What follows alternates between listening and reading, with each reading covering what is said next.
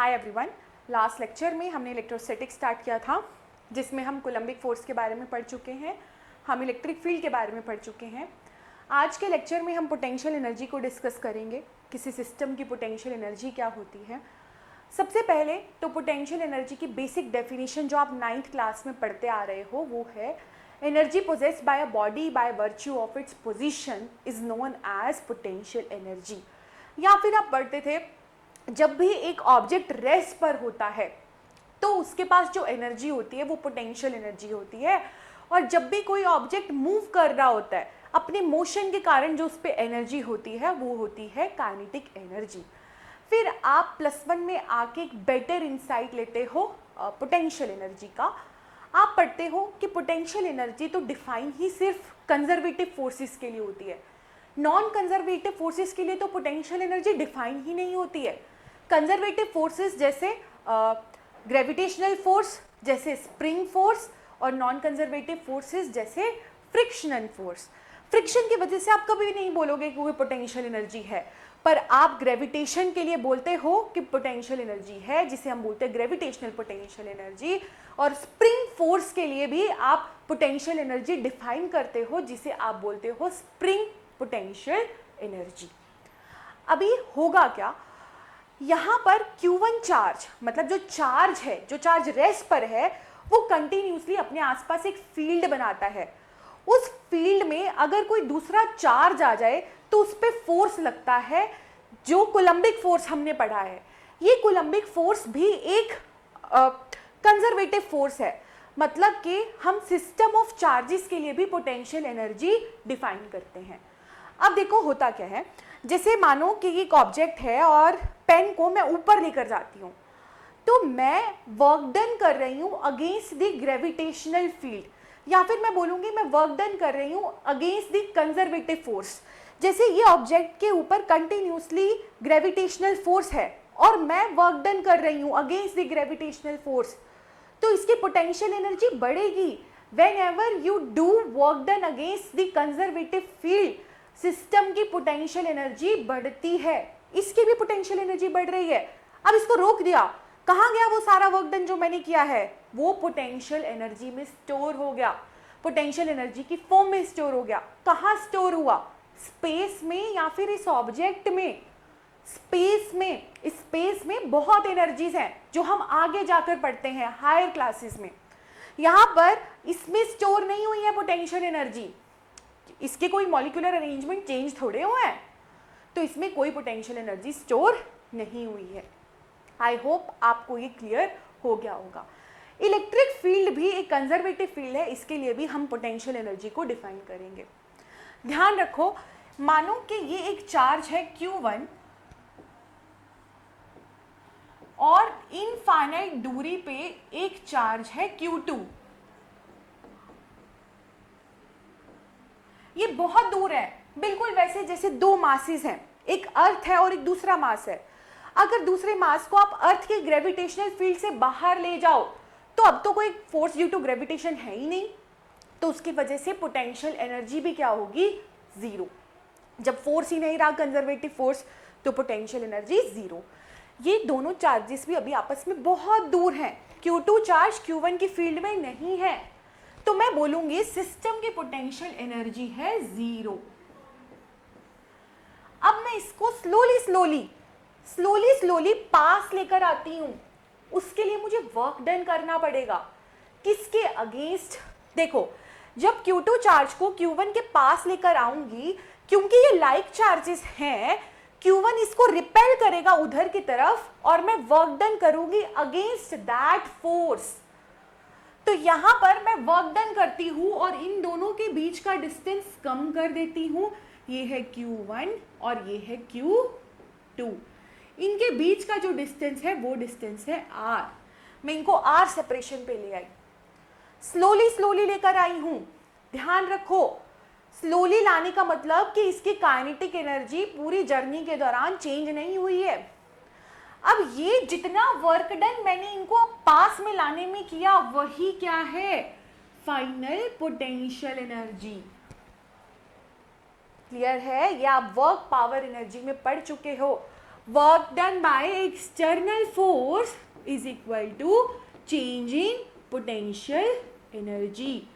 Potential energy initially तो zero है, तो जितना भी तुमने वर्क डन किया वो है final potential energy.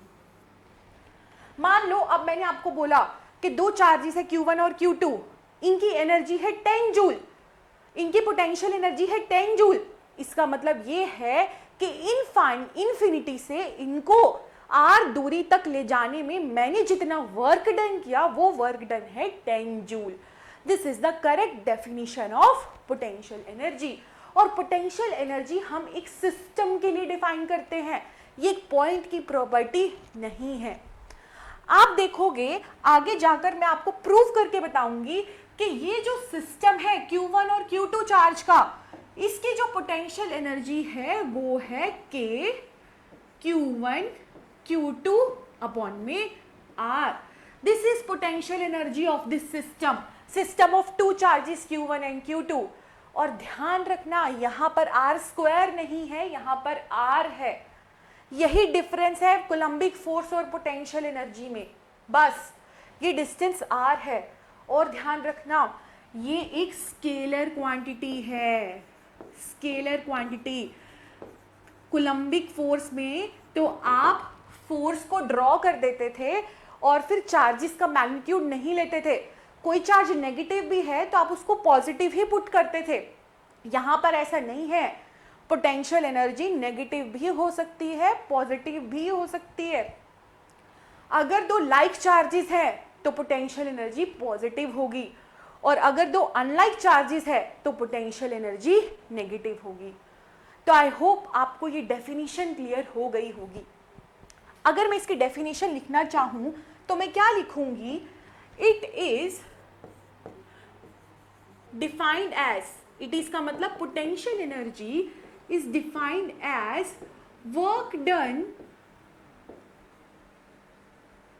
in bringing two charges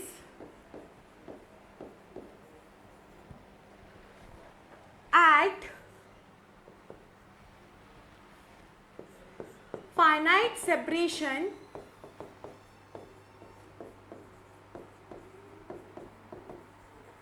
from infinity. और ध्यान रखना वर्क डन इन स्लोली, यहाँ पर मैं इसको स्पेशल मेंशन कर रही हूँ, slowly bringing the charge.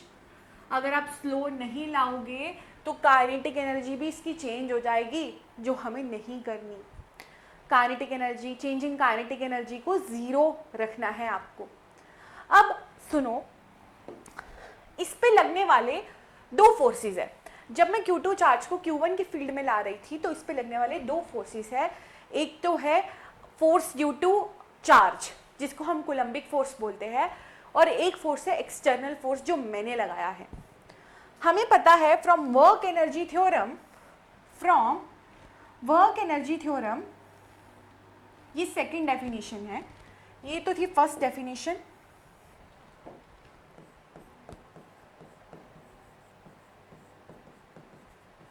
Second definition सुनिए,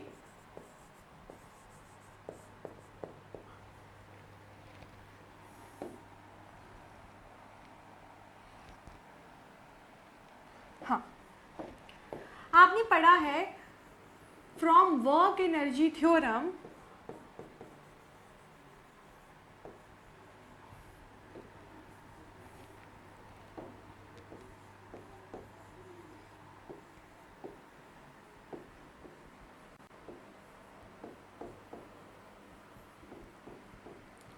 किसी भी सिस्टम पे सभी फोर्सेस की वजह से किया हुआ वर्क डन होता है चेंज इन काइनेटिक एनर्जी के इक्वल।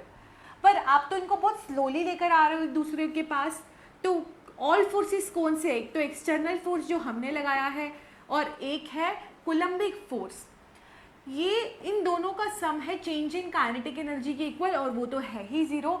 तो work done by external force is equal to minus of conservative force. आप पोटेंशियल एनर्जी को ऐसे भी डिफाइन कर सकते हो, work done in bringing the two charges from infinity to separation r, या फिर आप बोलो work done by conservative forces in bringing these two charges at separation r, actually negative of work done. तो second definition हम क्या लिखेंगे?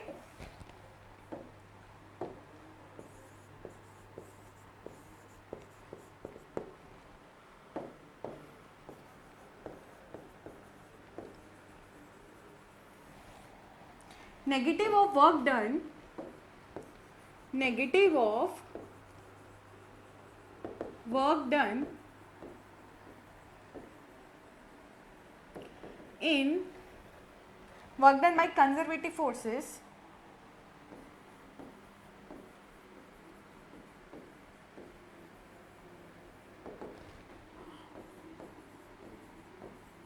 in bringing this charge, bringing charges from infinity to separation small r. I hope आपको यहाँ तक clear हो गया होगा.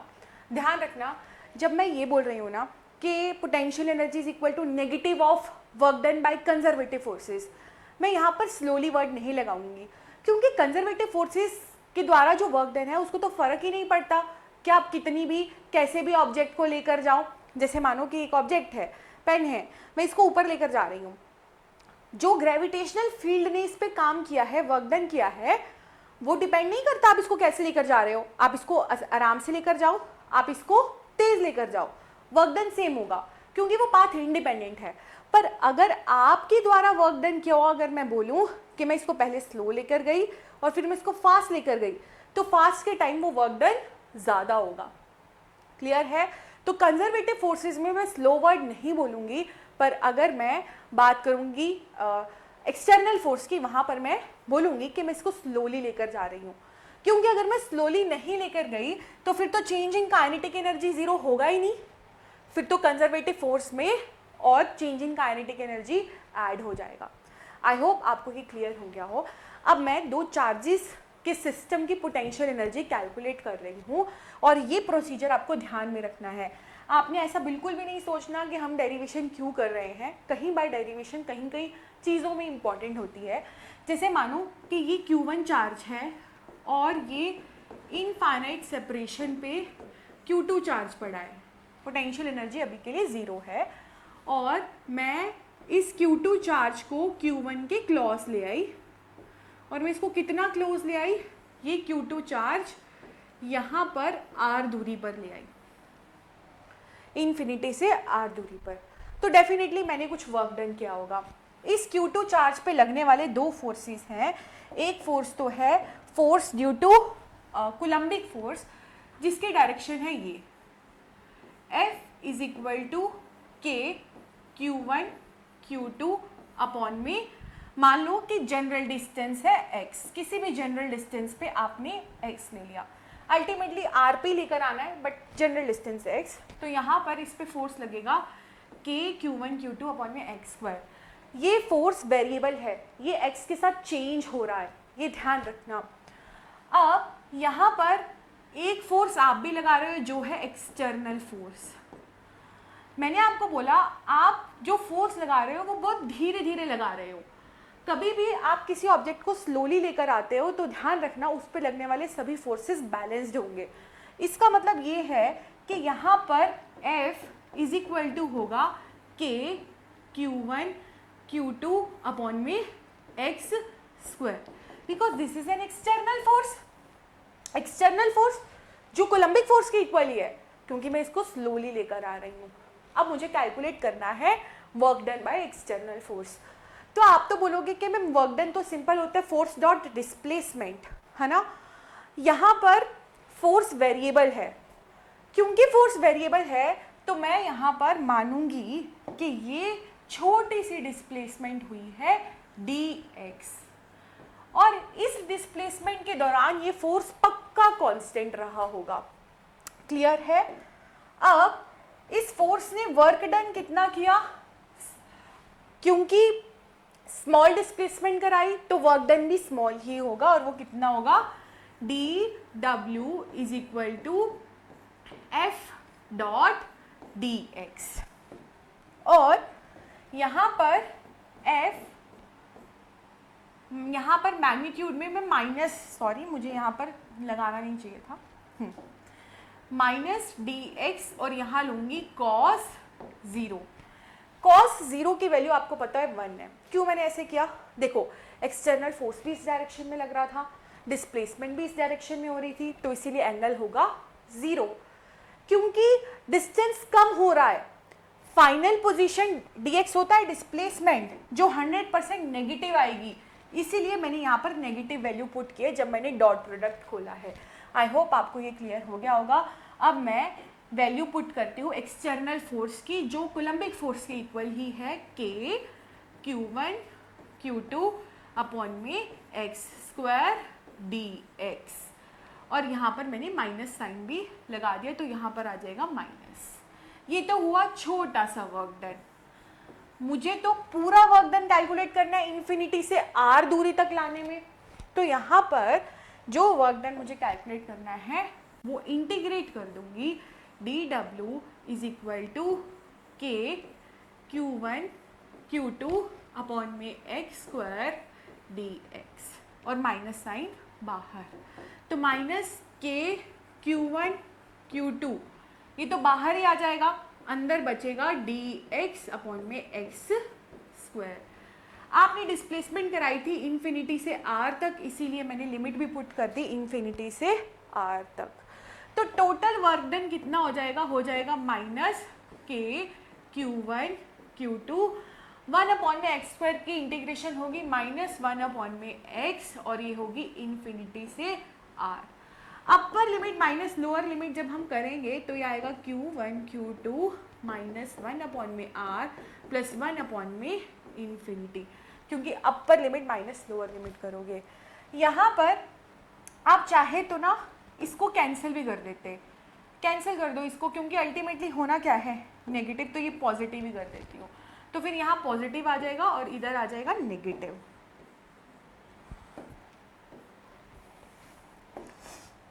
आपको पता है 1 अपॉन में इन्फिनिटी होता है 0, तो जो पोटेंशियल एनर्जी आई दो चार्जेस की वो हुई Q1 Q2 अपॉन में R। यहीं अगर मैं आपको बोलती कि मैं ऑब्जेक्ट को, मतलब चार्ज को इन्फिनिटी से ना लेकर किसी जनरल पॉइंट से लेके दूसरे पॉइंट पर आई, तो मैं लिमिट को इन्फिनिटी से R पुट ना करके कोई पर्टिकुलर वैल्यू जैसा क्वेश्चन में गिवन है वो वैसा करती। इसीलिए बोलते हैं कि बहुत ज़रूरी है अगर आप डेरिवेशंस भी साथ में कवर करो, वहीं से आपको क्वेश्चन सॉल्व करने के तरीके पता लगते हैं। ठीक है, अब ध्यान रखना, जो यहाँ पर जो आपको ध्यान देना है, ये एक स्केलर क्वांटिटी है। कभी भी मैंने आपको पूछा ना कि पोटेंशियल एनर्जी की डायरेक्शन बताओ, तो आप बोलोगे मैम इसकी कोई डायरेक्शन नहीं होती है, ये तो बिल्कुल वैसे ऐड होता है जैसे 2 में 1 ऐड होता है 3 होता है ना। वैसे ही आपको यहाँ पर ये चीज़ ध्यान रखनी है। दूसरी चीज़ आपको जो ध्यान रखनी है वो ये है, पुट साइन ऑफ चार्जेस। मतलब जो चार्जेस है ना, जैसे मान लो Q1 पॉजिटिव है तो पॉजिटिव पुट करो, अगर Q2 नेगेटिव है तो नेगेटिव पुट करो। ये हम कोलम्बिक फोर्स में नहीं करते थे बट हम यहाँ करेंगे। क्लियर है? तो ये 2 पॉइंट्स आपको ध्यान में रखने हैं, और ये एक सिस्टम के लिए डिफाइन होती है, ये पॉइंट के लिए नहीं डिफाइन होती। पॉइंट के लिए जो हम डिफाइन करते हैं वो होती है पोटेंशियल, नॉट पोटेंशियल एनर्जी। दोनों के बीच में आपको डिफरेंस क्लियर होना चाहिए है। ठीक है, यहाँ पर आई होप यहाँ तक क्लियर है। इसकी यूनिट भी आपको पता ही होगी, इसकी यूनिट होगी जूल, क्योंकि वर्क डन ही तो है, एनर्जी है, तो 100% इसकी यूनिट क्या है, जूल। एक और यहाँ पर पॉइंट आप नोट कर लो, ये पॉइंट है कि for unlike charges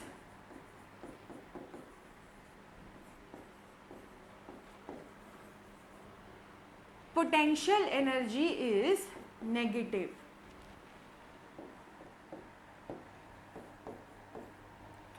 and for like charges potential energy is positive, क्योंकि माइनस माइनस प्लस हो जाएगा और प्लस प्लस तो प्लस ही होता है। ठीक है, तो यहाँ पर for unlike charges,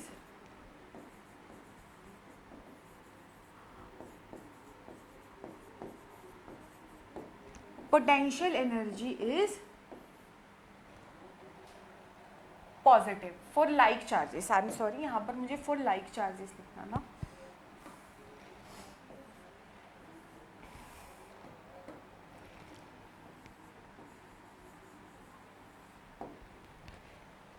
यहाँ तक आई होप आपको क्लियर हो गया हो. अब इस पे बेस में कुछ क्वेश्चंस करती हूँ और इन क्वेश्चंस को आप ध्यान से समझना. देखो, सबसे पहला क्वेश्चन जो है वो क्वेश्चन ये है कि मुझे किसी सिस्टम की पोटेंशियल एनर्जी कैलकुलेट करनी है और सिस्टम कुछ ऐसा है कि ये 4 कॉर्नर्स हैं स्क्वायर के, और इस स्क्वायर की जो साइड है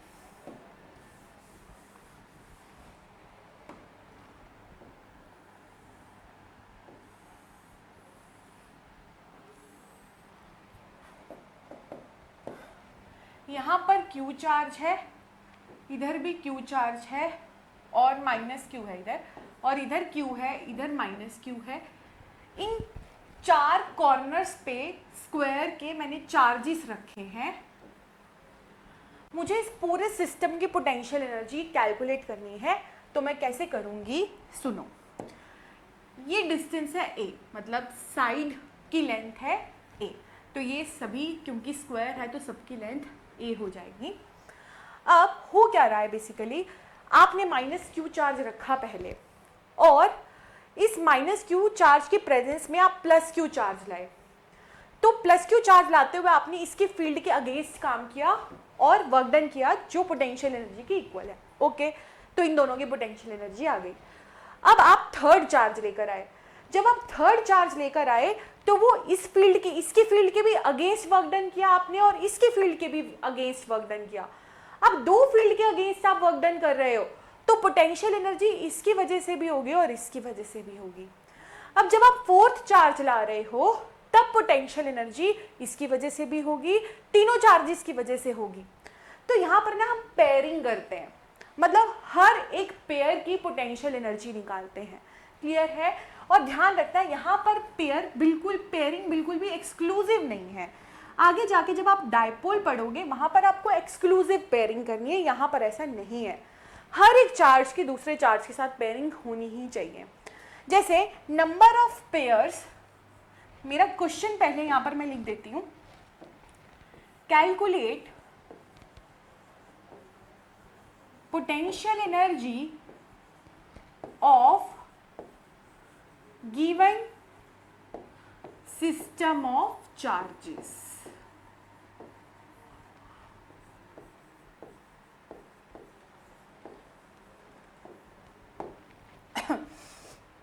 तो आप इसको कैसे कैलकुलेट करोगे? पेयरिंग करो सबसे पहले. तो नंबर ऑफ पेयर्स,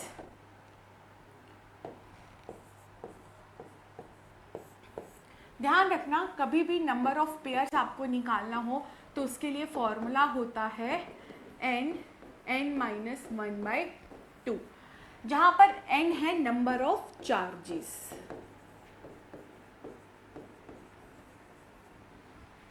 जैसे यहाँ पर कितने चार्ज है, 1 2 3 4 चार्जेस है, तो टोटल नंबर ऑफ पेयर्स जो बनेंगे वो 6 बनेंगे. 4 × 3/2, तो 6 पेयर्स बनेंगे. वो पेयरिंग करते हैं. देखो, एक तो पेयर ये हो गया, 1 pair, second pair, third pair and 4 pair. 4 pair तो सिमिलर है, -q और +q का ही बन रहा है एक पेयर. ऐसे 4 पेयर्स हैं. बाकी के जो 2 पेयर्स हैं वो डायमेट्रिकली अपोजिट बन रहे हैं, डायगोनली अपोजिट सॉरी. तो -q और +q की वजह से पोटेंशियल एनर्जी होगी. तो 4 पेयर्स है, 6 पेयर्स है, 4 पेयर्स बिल्कुल सिमिलर है, तो इनकी पोटेंशियल एनर्जी 1 की वजह से कैलकुलेट करो, फिर 4 से मल्टीप्लाई कर दो. इन 2 चार्जेस की पोटेंशियल एनर्जी होगी -kq²/A. अभी हमने यहाँ से पढ़ा ना कि 2 चार्जेस की पोटेंशियल एनर्जी क्या होती है, kq1q2/R. सिमिलरली इन 2 चार्जेस की पोटेंशियल एनर्जी क्या होगी, मैं यहाँ पर लिख देती हूँ. Potential energy of 2 charge system minus Q और क्यू के लिए होगी के क्यू स्क्वायर अपॉन में ए, ये होगी के क्यू स्क्वायर अपॉन में ए, और साथ में माइनस भी लगाओ क्योंकि ये दोनों अनलाइक चार्जेस थे। ये तो एक है, ऐसे तो 4 पेयर्स है टोटल, तो इसीलिए ये हो जाएगा -4 के क्यू स्क्वायर अपॉन में a. This is potential energy. अब यहाँ पर एक तो पोटेंशियल एनर्जी ये आ गई, अब बाकी के बचे 2 पेयर्स, एक ये और एक ये लाइक चार्जेस हैं। इसकी एक पेयर की पोटेंशियल एनर्जी होगी के क्यू स्क्वायर रूट 2a, क्योंकि अगर ये a है ये a है तो ये डिस्टेंस तो रूट 2a ही होगा। तो यहाँ पर जो पोटेंशियल एनर्जी आएगी वो आएगी +2 के क्यू स्क्वायर अपॉन में a। यहाँ पर कोई वेक्टर एडिशन नहीं है, कोई भी नहीं है, आपको सिर्फ पेयरिंग करनी है और सबको एक स्केलर क्वांटिटी की तरह जोड़ देना है। समझ में आ गई बात? तो this is potential energy of a system. इसको आप आगे सॉल्व कर लो, यहाँ पर इसका आंसर आ जाएगा -2 के क्यू स्क्वायर अपॉन में a. This is potential energy of this system. I hope आपको ये समझ में आ गया होगा। अब इसी तरीके के एक नेक्स्ट क्वेश्चन पर चलते हैं। वो क्वेश्चन क्या है? वो क्वेश्चन है ये एक सिस्टम ऑफ चार्जेस है, 3 चार्जेस का सिस्टम है। -q चार्ज पड़ा है, +q चार्ज पड़ा है और इधर भी +q चार्ज पड़ा है। इनके बीच का जो डिस्टेंस है वो है a। अब मैंने क्या किया, इसके पास पक्का कुछ पोटेंशियल एनर्जी है और मैंने इसकी पोटेंशियल एनर्जी बढ़ाने की कोशिश की। कैसे? मैंने इनके बीच का डिस्टेंस चेंज कर दिया। अब मैंने इनके बीच का डिस्टेंस बढ़ा दिया। यहाँ पर -q चार्ज है, इधर +q चार्ज है और इधर भी +q चार्ज है। इनके बीच का डिस्टेंस हो गया 2a और ये हो गया 2a। मैं बोल रही हूँ कि सिस्टम को इस पोजीशन से इस पोजीशन पर लाने के लिए कितना वर्क डन हुआ है। My question is this, work done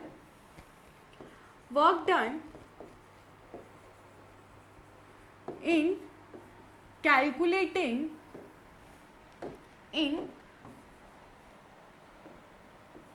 changing distance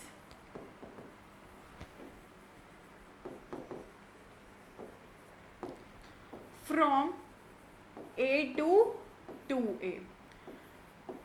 2A तक मुझे ये चेंज करना है डिस्टेंस। तो बताओ जरा पोटेंशियल एनर्जी कितनी होगी? ठीक है, तो देखो होगा क्या, जो भी आपने इसके पास पोटेंशियल एनर्जी है जिसको हम बोलेंगे इसके पास कुछ इनिशियल पोटेंशियल एनर्जी है UI, और चेंज जब आपने डिस्टेंस किया तो इसके पास पोटेंशियल एनर्जी आ गई UF। जितना भी वर्क डन आपने किया वही तो चेंज इन पोटेंशियल एनर्जी होगा। तो बेसिकली वर्क डन कैलकुलेट करना है, इसका मतलब आपको कैलकुलेट करना है चेंज इन पोटेंशियल एनर्जी। अब इनिशियल पोटेंशियल एनर्जी देखो यहाँ पर होगी क्या,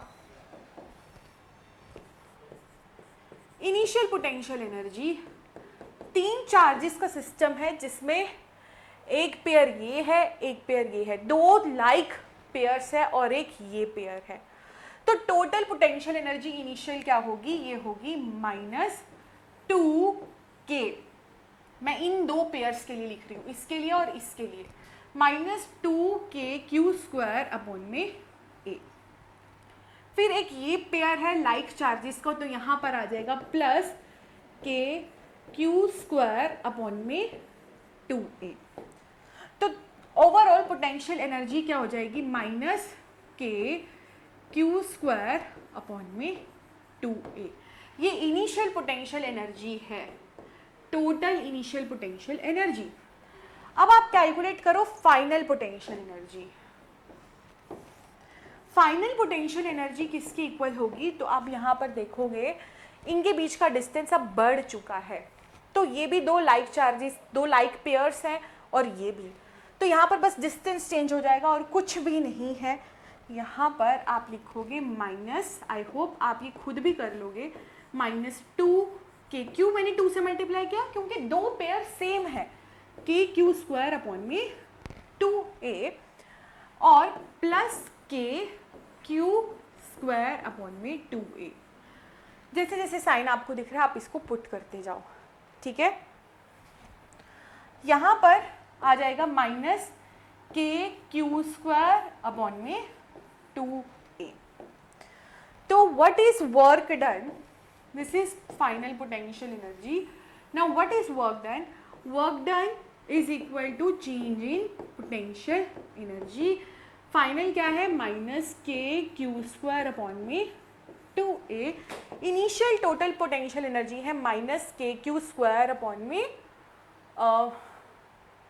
यहाँ पर डिस्टेंस मैंने गलत लिखा है, यहाँ पर डिस्टेंस आएगा a, तो इसीलिए यहाँ पर हाफ हो जाएगा माइनस 2 के क्यू स्क्वायर अपॉन में a। ओके,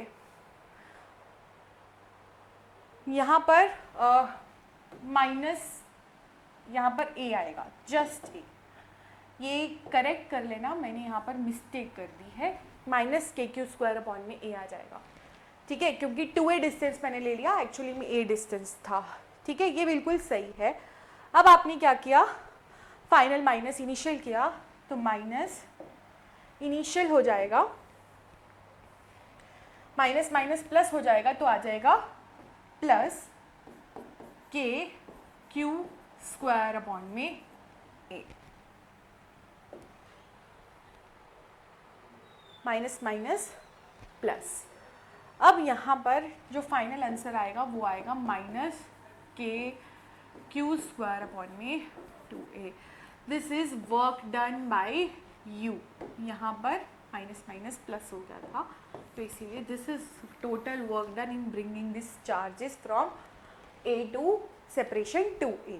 आई होप आपको पोटेंशियल एनर्जी का कॉन्सेप्ट बिल्कुल क्लियर हो गया होगा। इससे रिलेटेड मैंने आपको क्वेश्चंस भी करवा दिए हैं, यहीं से ही क्वेश्चंस बनकर आते हैं, आपको कॉन्सेप्ट बहुत अच्छे से याद रखना है। मैं आपको एक लास्ट क्वेश्चन एक होमवर्क के लिए दे रही हूँ।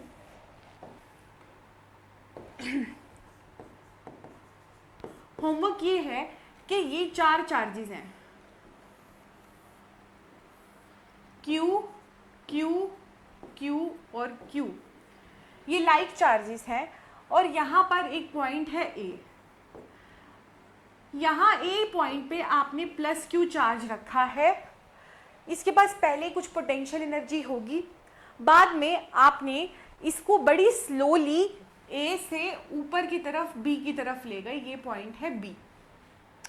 ज़रा बताओ कि चेंज इन पोटेंशियल एनर्जी कितना होगा? कैलकुलेट चेंज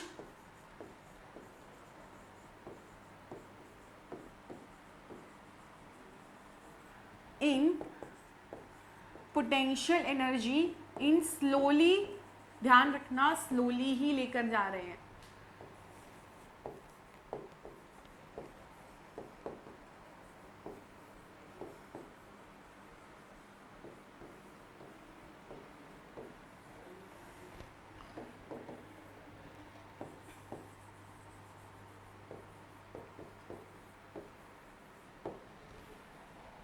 ये आपके लिए होमवर्क है। आई होप आज के लेक्चर में आपको ये पोटेंशियल एनर्जी बिल्कुल क्लियर हो गया होगा। अगर आपको कोई डाउट आता है तो you can ask in comment section. आगे के लेक्चर में हम पोटेंशियल कवर करेंगे। ये पोटेंशियल एनर्जी आज हम कवर कर चुके हैं, तो it's a done topic from our side. Thank you. अगर कोई प्रॉब्लम है, कुछ चाहिए है स्टडी मटेरियल में, कुछ रिक्वायरमेंट आपको लग रही है, तो आप डेफिनेटली कांटेक्ट कर सकते हैं नीचे कमेंट करके। Thank you.